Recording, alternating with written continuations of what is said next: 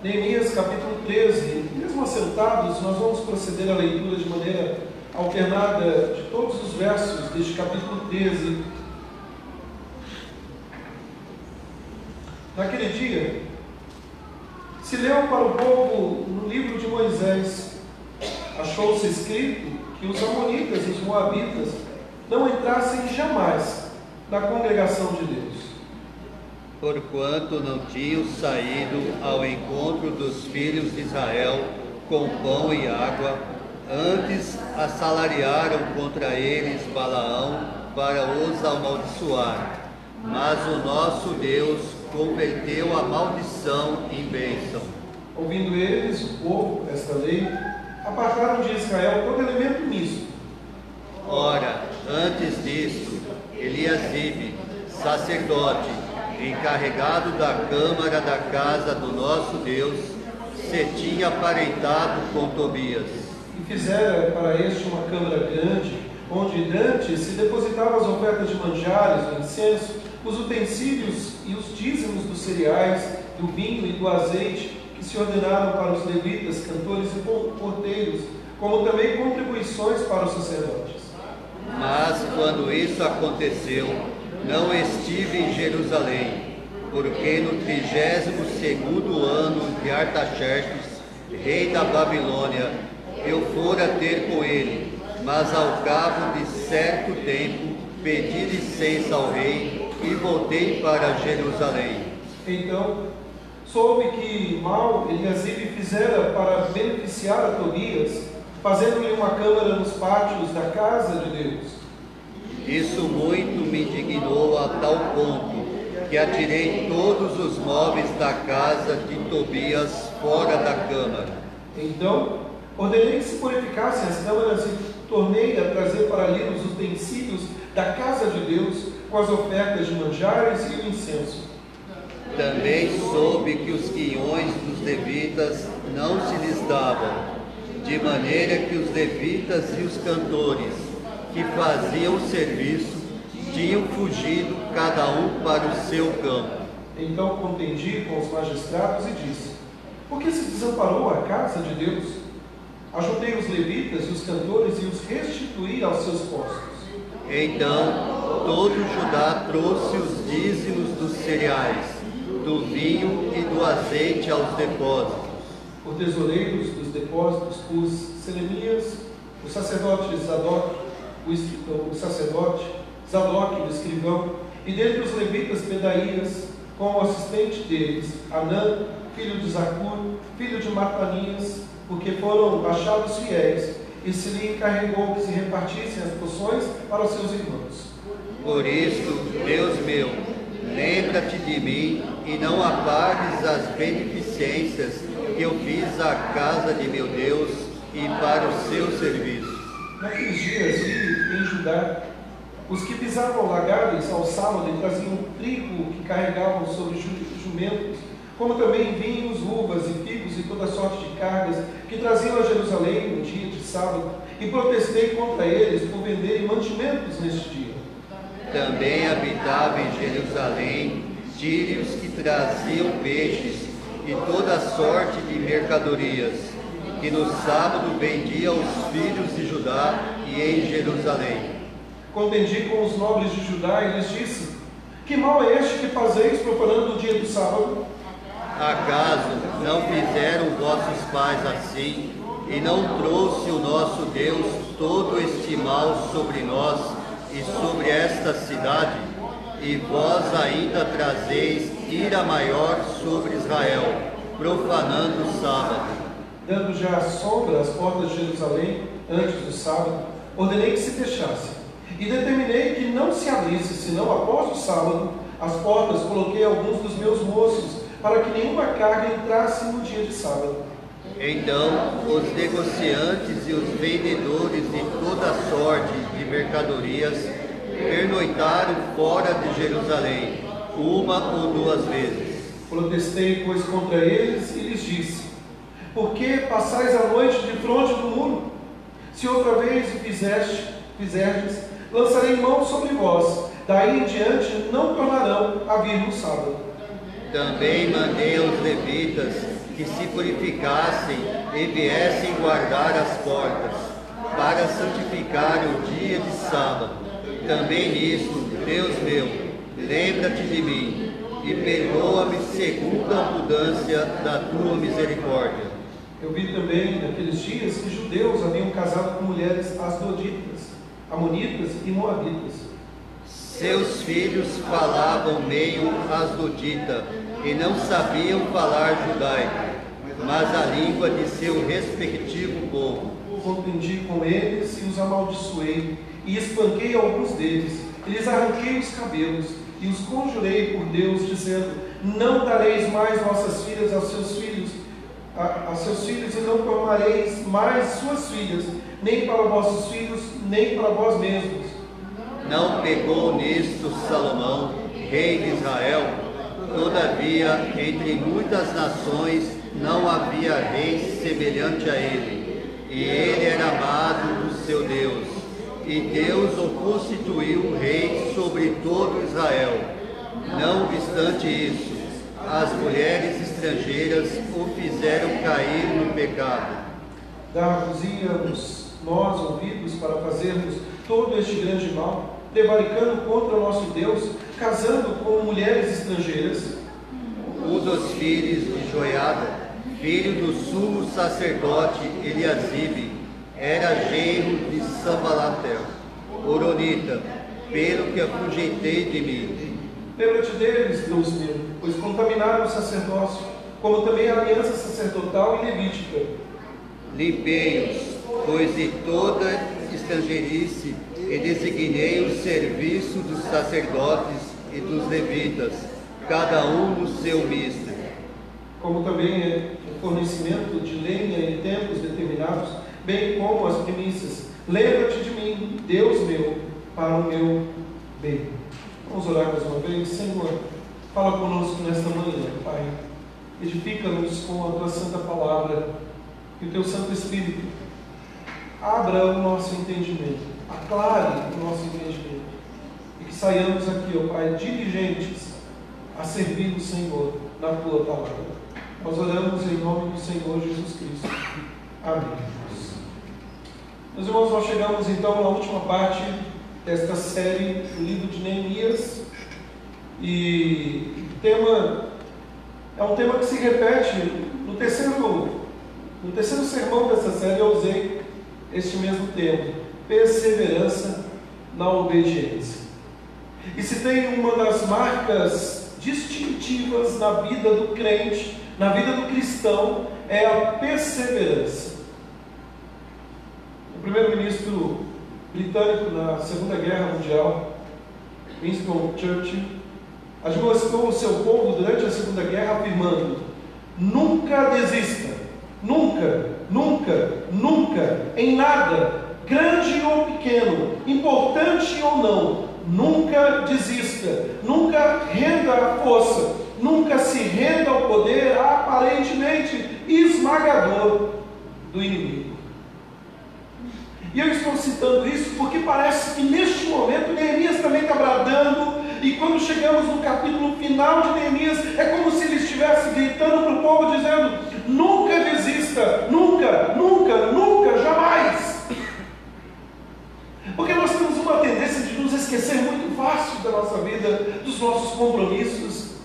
Nós relaxamos. Meus irmãos, nós chegamos neste último capítulo da história de Israel no Antigo Testamento, e ainda vemos o grande líder judeu aqui, Neemias, aproximadamente com 70 anos ou mais, em pleno vigor, lutando duramente até o fim. É importante você ler o livro de Malaquias neste momento, juntamente com Neemias capítulo 13. Eles fecham o Antigo Testamento. Haverá um período de 400 anos de silêncio antes de Deus voltar a falar novamente com o seu povo através de João Batista. A revelação do Antigo Testamento chega ao fim com Neemias e com o profeta Malaquias. E nós somos informados aqui no versículo 6 que Neemias voltou à Pérsia no 32º ano de Artaxerxes, o que ele diz aqui neste versículo 6. Nós não sabemos o tempo ao certo, alguns acreditam entre 10 a 12 anos, ele se ausentou de Jerusalém, porque ele precisava prestar relatórios, ele precisava cumprir as exigências. E o povo? E o povo que se comprometeu no capítulo 10, que nós vimos há algumas semanas, e o povo que havia afirmado: nós não iremos desamparar a casa de Deus. Lembra disso? Será que esse povo permaneceu fiel? Será que esse povo permaneceu firme? Na verdade, não. Sabe, meus irmãos, nós não temos como determinar quanto tempo durou esse intervalo entre o governo, mas foi o suficiente para revelar problemas espirituais na nação de Israel. É interessante, queridos, porque Neemias chega no capítulo 13 aqui com uma constatação. Se você comparar o capítulo 10 de Neemias com o capítulo 13, a única coisa que eles não deixaram de fazer foi de trazer, pelo menos não nos é informado aqui, é de consagrar o filho primogênito ao Senhor. Porque o resto eles estavam fazendo, ou seja, eles estavam com problemas no casamento, com pessoas estrangeiras, com pessoas pagãs, o que era proibido. Eles deixaram as observâncias do dia do Senhor, o sábado judaico. Eles ainda cessaram as provisões do templo.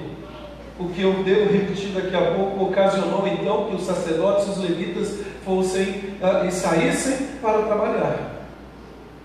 Sabe, meus irmãos, este é um momento que nós devemos não apenas olhar para um livro do passado histórico, mas avaliar a nossa vida. Porque a exortação do Senhor Jesus é para nós. E Ele diz: vigiai e orai. Vigiai em todo o tempo, porque os problemas nunca param. Meus irmãos, os mesmos pecados que arruinaram a vida nacional daquele povo que saiu do cativeiro, que deveria agora ficar firme e restabelecer a aliança com o Senhor, os mesmos pecados que Neemias enfrenta são exatamente os mesmos problemas que ele teve que lidar no passado e que nós temos que lidar no futuro. Problemas de diversas ordens. Neemias teve que lidar com a pureza do povo de Deus, com a profanação do dia do Senhor. Neemias teve que lidar com o casamento com povos estrangeiros. E ainda, queridos, a ideia é separação, serviço e santificação. São esses os problemas que Neemias teve que lidar. Você já teve, e certamente alguém já teve essa experiência, quando num GPS no carro, você coloca lá, seja no celular, ou mesmo aparelho mais antigo, e de repente você sai da rota, o que é que acontece? Aparece uma mensagem: se deu mal. É isso? Então, a mensagem que aparece é: traçando nova rota. Porque você tem um objetivo, você quer chegar naquele destino. Então, aquela moça que fica presa dentro do GPS, que fala, ela traça, ela é muito inteligente, ela pensa: não, eu sei todas as possibilidades, eu vou fazer ele voltar no caminho aqui. Brincadeiras à parte, meus irmãos, na nossa vida, que deve ser uma vida de perseverança, quando nos esquecemos do caminho do Senhor, é necessário voltar à rota, ao caminho. E há algumas lições que eu quero rapidamente ver com vocês aqui no capítulo 13 de Neemias. Como nós que enfrentamos repetidas vezes os mesmos pecados que este povo do passado, que aflige a nossa vida, como nós devemos voltar, como corrigir a rota. E Neemias nos ensina, fechando este livro, em primeiro lugar, lendo a palavra de Deus. O verso 1 até o versículo 3 nos fala sobre isso, meus irmãos. A primeira coisa que fizeram foi voltar novamente a ler a palavra de Deus. E a porção aqui referida em Deuteronômio capítulo 23, o pano de fundo histórico é Números capítulo 22. É interessantíssima a maneira como o texto começa dizendo assim: naquele dia se leu o livro para o povo, o livro de Moisés. Depois no versículo 3 diz: ouvindo eles, o povo, esta lei, tomaram uma decisão para corrigir a rota quando saímos dos caminhos do Senhor. É necessário voltar à palavra. Meus irmãos, a proibição de Deus aqui sobre casamentos mistos, propriamente o que os 3 primeiros versos narram, não era uma questão meramente racial, a questão era religiosa. Porque ao contraírem matrimônio com mulheres estrangeiras, o que eu devo repetir, porque o texto repete, eles não estavam apenas tendo um problema racial ali. O problema é que eles estavam se misturando com povos que adoravam um dos outros deuses. E pior, não estavam ensinando seus filhos a andarem nos caminhos do único Deus. Meus amados irmãos, a tolerância com o mal foi a causa da quebra da aliança. Nós vemos que o sacerdote Eliasib, que antes fora um opositor velado, com a ausência de Neemias por 10 a 12 anos, abusivamente ele usou de seu posto para desviar o povo de Deus. Provavelmente, meus irmãos, nesse tempo aqui o profeta Malaquias denuncia a corrupção do sacerdócio em Jerusalém, conforme nós vimos há alguns meses sobre Malaquias capítulo 2. E o alerta do livro de Neemias é que a mistura com aqueles que adoram outros deuses corrompe a teologia, o culto e a moral. Usando o contexto de Malaquias e olhando para este capítulo 13, o povo havia se esfriado, se afastado de Deus, do seu compromisso com o Senhor. Meus irmãos, a reação à palavra de Deus foi um imperativo afastamento. Ao lerem a lei do Senhor, eles tomaram uma decisão: o afastamento, a decisão. Neemias foi obediente a Deus, a sua palavra. Ele se recusou a comprometer. Neemias poderia ter chegado e dito: não tem jeito, já resolveram do jeito que vocês queriam aí. Não, Neemias foi obediente à vontade de Deus. Neemias condenou os males severamente. Ele tinha convicções, sem medo, ele ficou ao lado daquele povo remanescente fiel. Quer corrigir a rota da sua vida? Você que tem andado longe dos caminhos do Senhor, fique firme na palavra de Deus. Não negocie a palavra. Mas uma segunda lição que nós encontramos aqui nesse texto vai do versículo 4 até o versículo 9, tomando uma ação decisiva. Além de ler a palavra, é necessário tomar uma ação decisiva. A integridade estava comprometida. E antes de prosseguir, imagine o seguinte: eu não sei quantos aqui já criaram galinha. Eu criei muitas galinhas. A Fabiana me conheceu um criador de galinhas. E imagine que você tem todo o cuidado, você precisa ter todo um jeito, e aí você decide naquele dia, lá no galinheiro, colocar uma raposa para fazer companhia para as galinhas. Está certo isso? Não, né?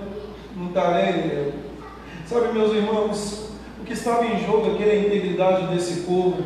Tobias tinha sido um inimigo implacável para a construção do muro. No entanto, enquanto Neemias estava fora, ele entrou no templo. O sumo sacerdote permitiu que isso acontecesse. E o pior, a sala que ele estava ocupando era uma das expensas do templo, a sala lateral, que guardava as ofertas de cereais. E de lá ele levava vantagem. Era como alguém que estava aconselhando. Tobias poderia se opor ao trabalho de Deus com a pretensão de apoiá-lo.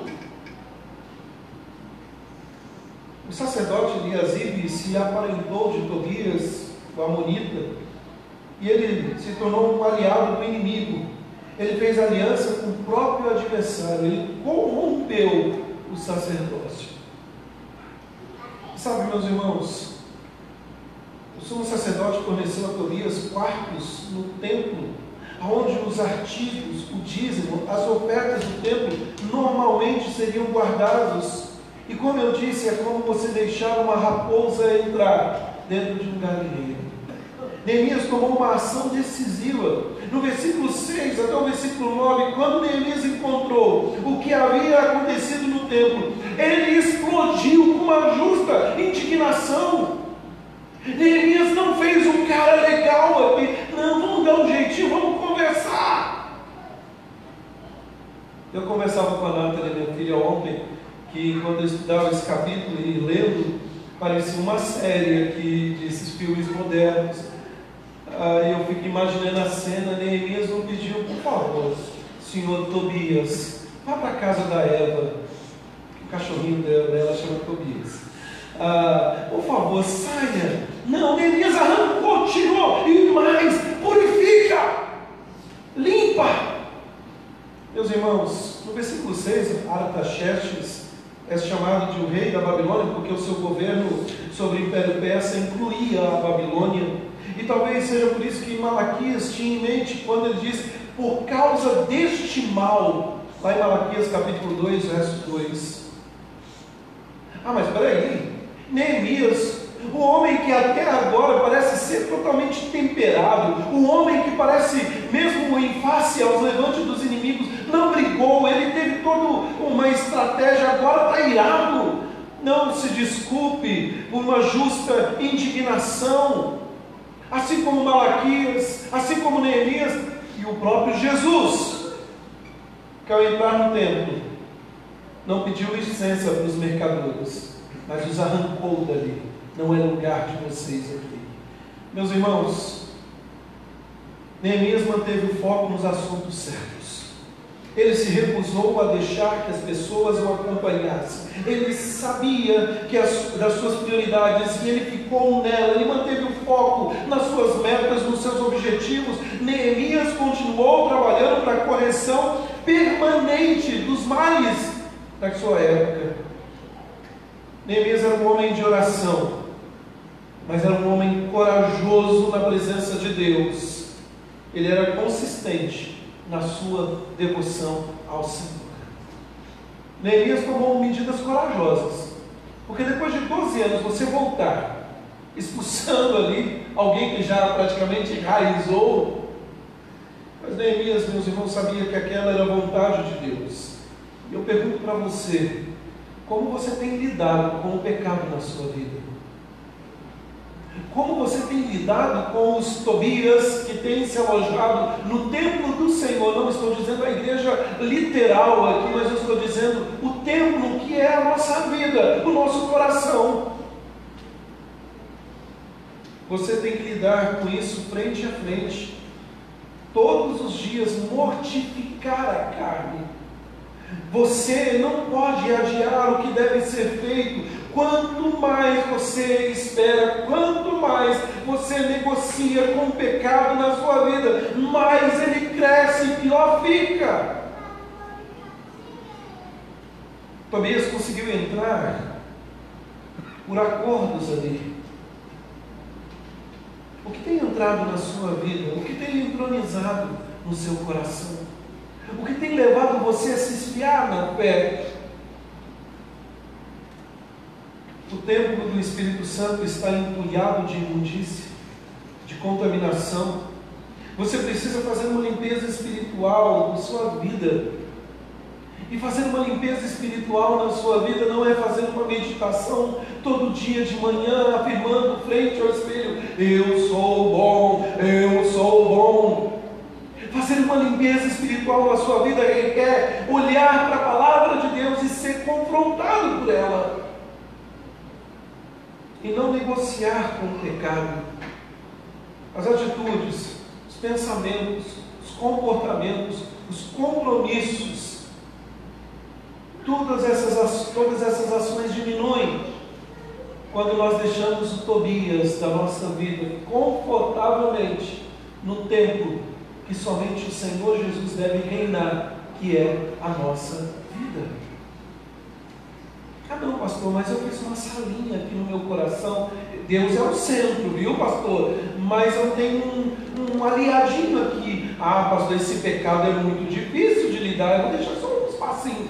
Lute, porque é isso que tem te afastado de Deus. Mas em terceiro lugar, corrigindo a rota, além de ler a palavra de Deus, além de tomar uma decisão firme, é necessário, meus irmãos, fazer uma reforma constante. E do verso 10 em diante, até o final, o que nós vemos são diversas reformas acontecendo aqui. A primeira reforma que acontece é o sustento da obra de Deus. Meus irmãos, os dízimos param neste momento. As pessoas deixaram de suprir as necessidades do templo. E aí o texto narra para nós, do versículo 11 até o versículo 13, que Neemias abordou o problema. Sabe, queridos, é possível que as pessoas estivessem dizendo: o sacerdócio está corrompido, eu vou deixar de contribuir. Mas isso não é desculpa para manter a nossa fidelidade com Deus. Neemias, ele abordou o problema. A oração de Neemias, no versículo 14, ele diz: lembra-te de mim, ó meu Deus, e não apaga as minhas obras leais que realizei para a casa do meu Deus.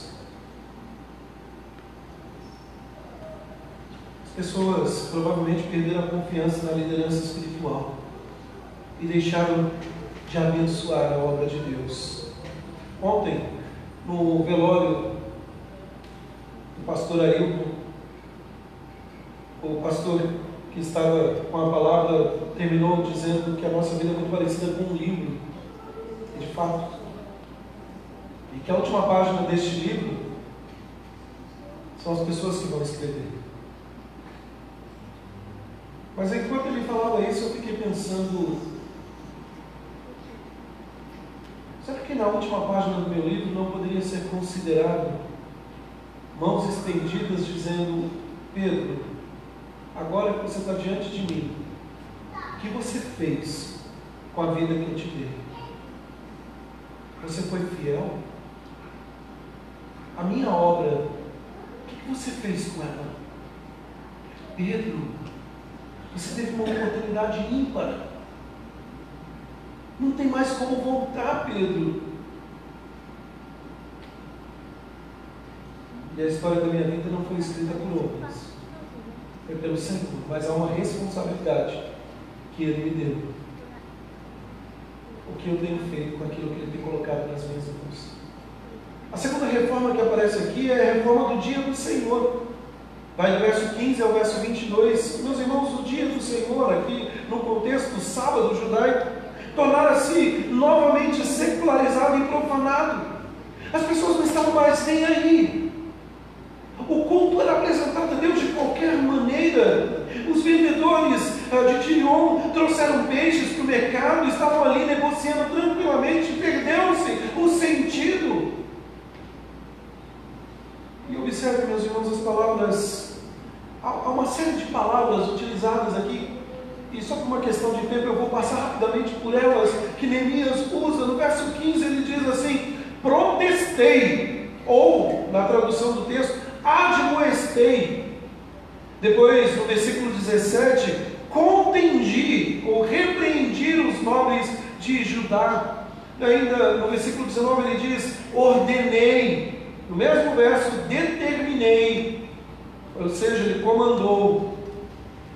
No verso 21, eu protestei, eu avisei. No verso 21 ainda, usarei de força contra vós, lançarei mão. E no verso 22, eu ordenei aos levitas, eu mandei. Se Neemias estivesse nos dias de hoje expressando palavras assim, olha, ele teria sérios problemas. Não havia nada indeciso em Neemias. Neemias tinha um propósito: reformar o que estava perdido, restaurar.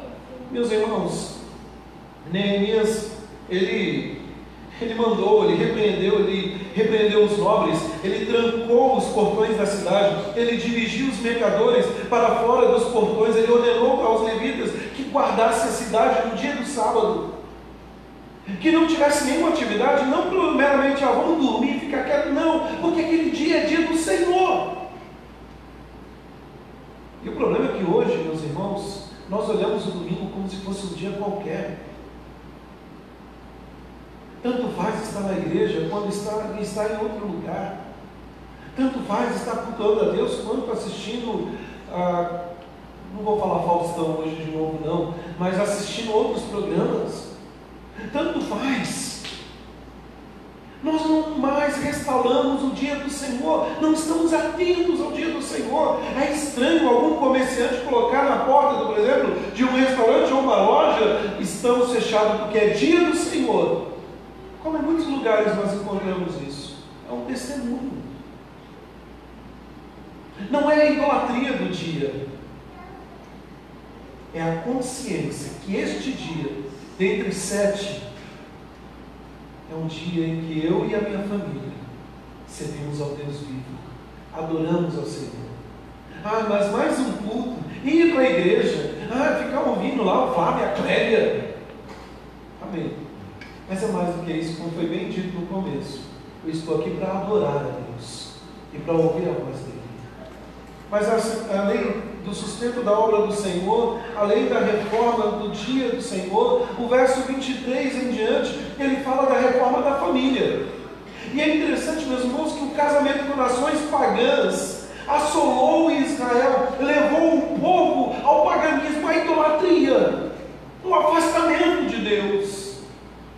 A desobediência, meus irmãos, é afirmada no verso 23, no verso 24. Israel estava criando filhos e netos que não falavam mais a língua e nem entendiam a palavra de Deus, a linguagem da Escritura.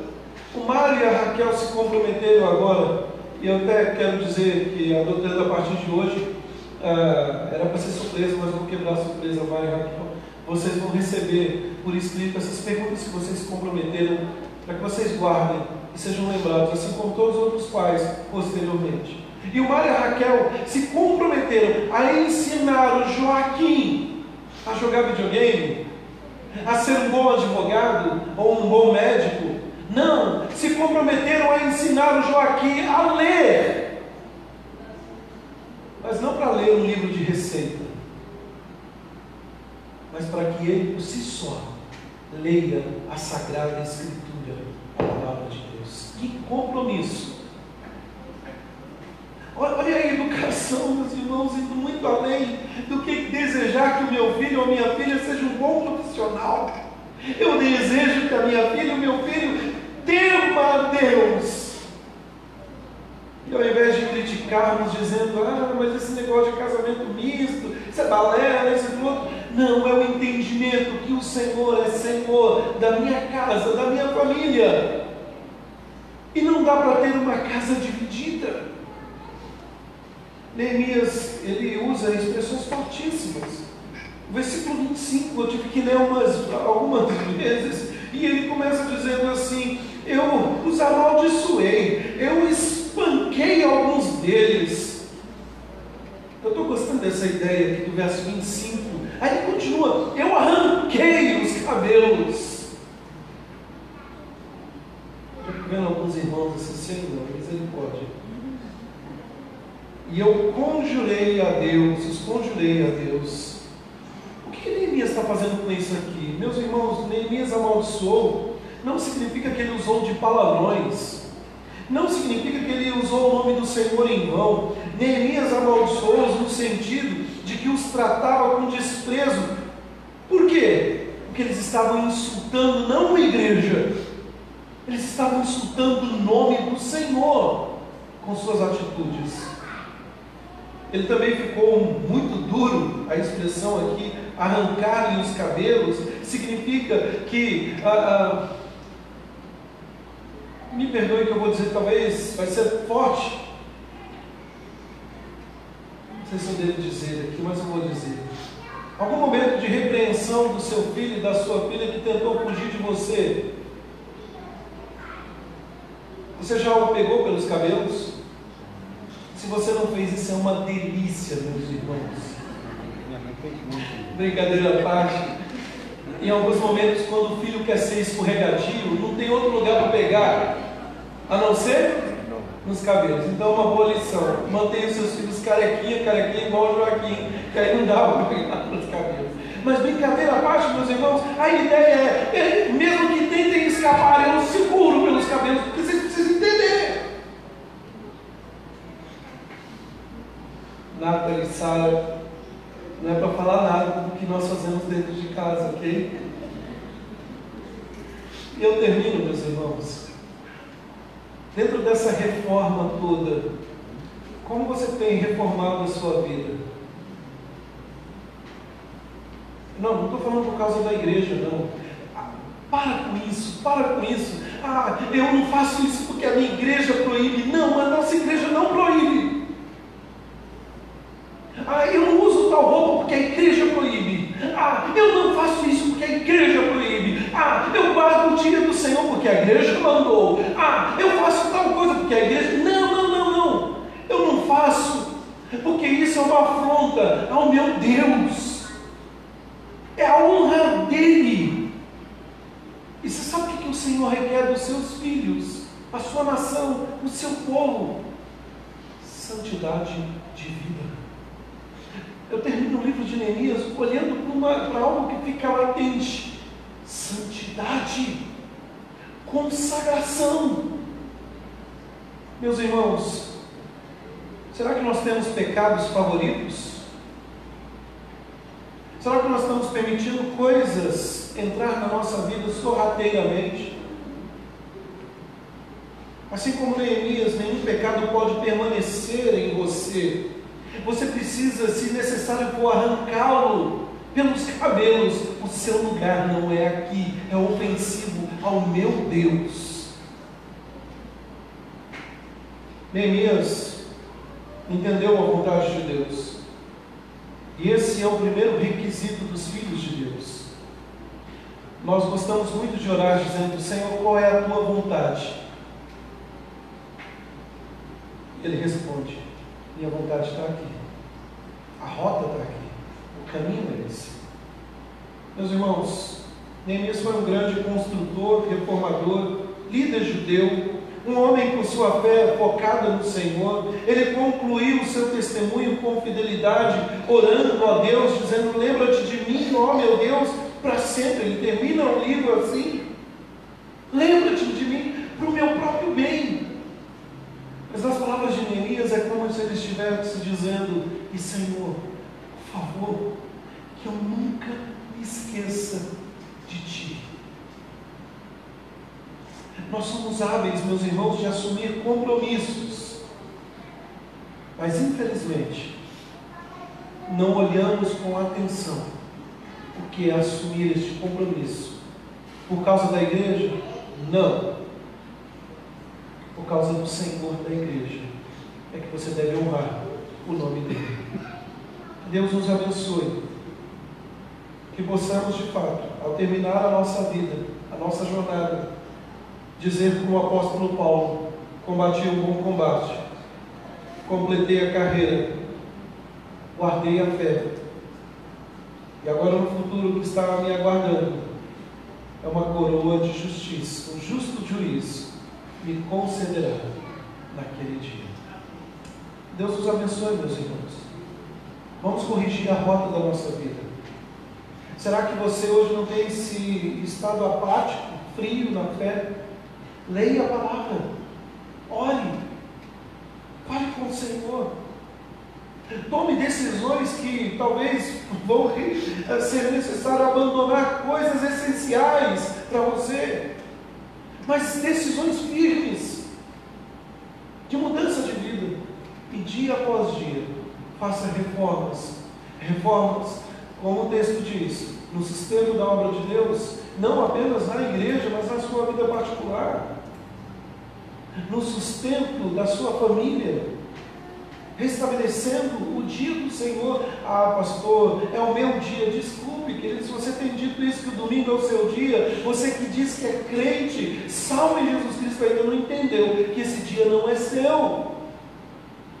Você pode dormir a tarde toda,